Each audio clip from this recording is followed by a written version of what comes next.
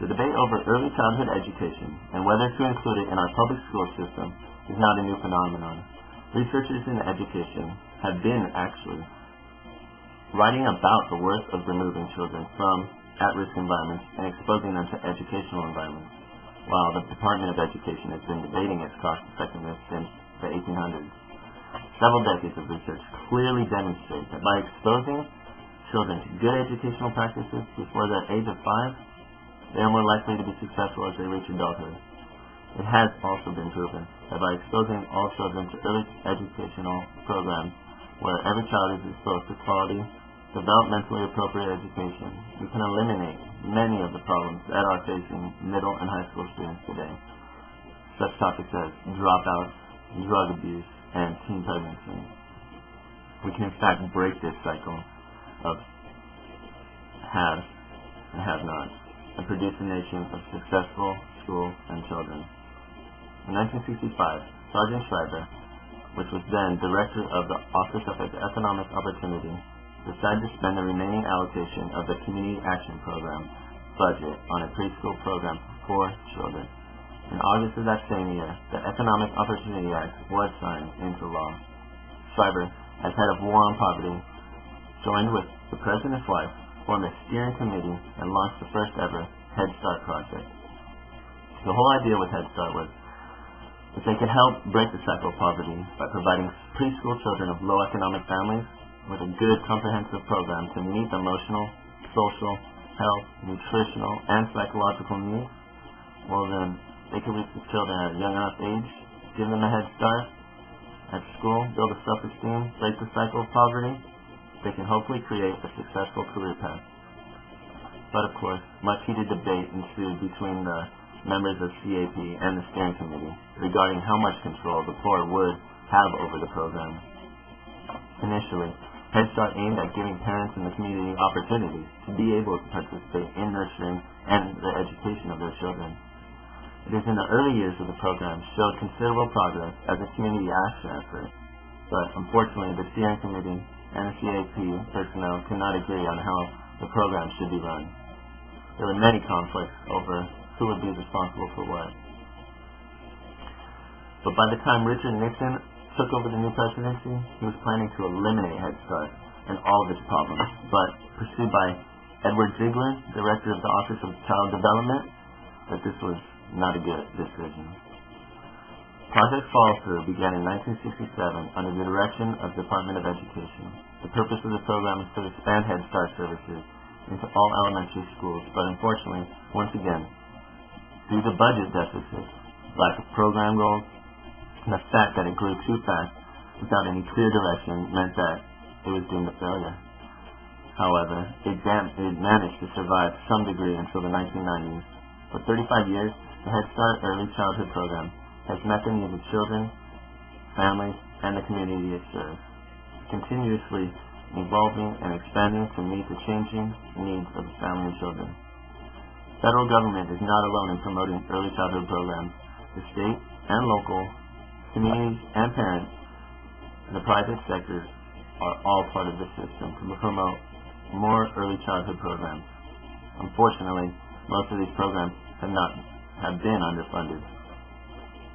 But with each new president came positive additions to the program, and by 1984, it was serving over 9 million children.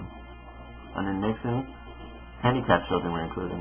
General Ford included performance standards. Jimmy Carter added bilingual and bicultural migrant programs. Ronald Reagan expanded the budget to exceed by $1 billion. George Bush increased funded by $6 million. And with his No Child Left Behind mandate added standards for preschool, while Bill Clinton extended services to children aged birth to 3 years old, pregnant women, and from part day to full day. By this time, the conversation had turned from whether early childhood programs were an asset to which program had the greatest long-term effect, or despite the acceptance of the early childhood and successfulness, much of the 90s and 2000s have been spent debating the issue of developmentally appropriate practices.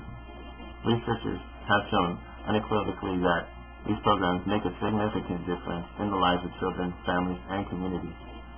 The children are better prepared to learn, have higher self-esteem and social skills. The National Association for Education of Young Children, in their October report 2003, stated, "We can invest now in our children and families and enjoy long-term savings.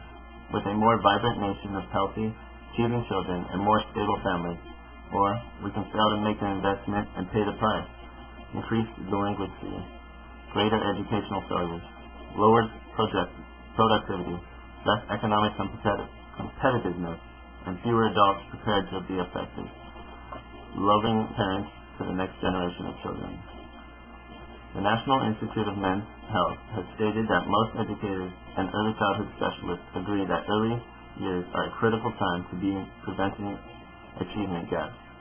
Early delays are quickly magnified as these children move through the early grades and become more likely to score lower on tests such as reading, math, repeating school grades, and being diagnosed with mental retardation and learning disabilities than children with more affluent families.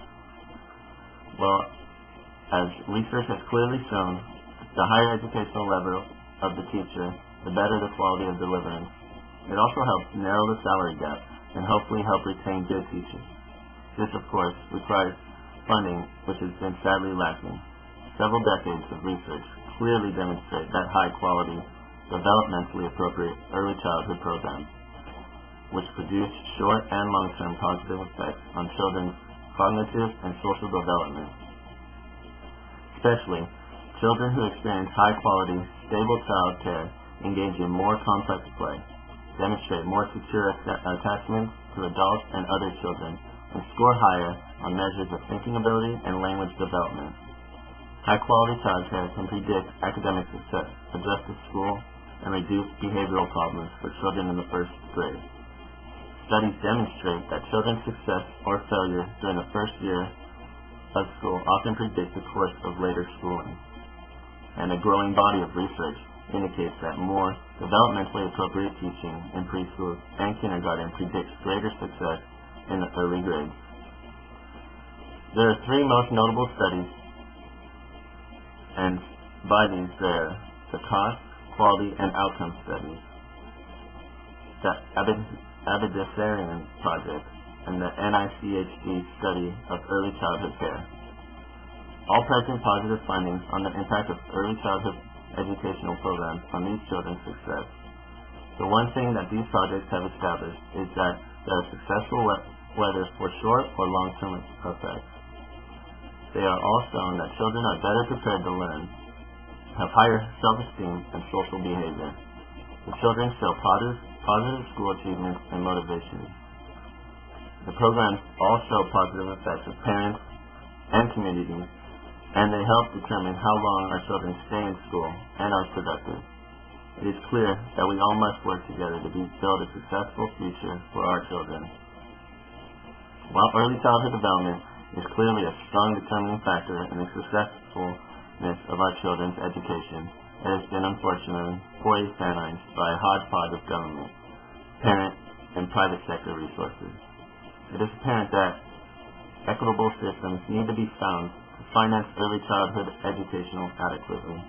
While our previous presidents have issued legislation targeting early childhood education to combat poverty, they have not always produced adequate funding to support such programs. We can only hope that with the present economic crisis, our next president will follow through with his pre-election rhetoric and provide the necessary funding to support a program for all children that we know works and could help our youngest, at-risk population to be successful when they reach high school.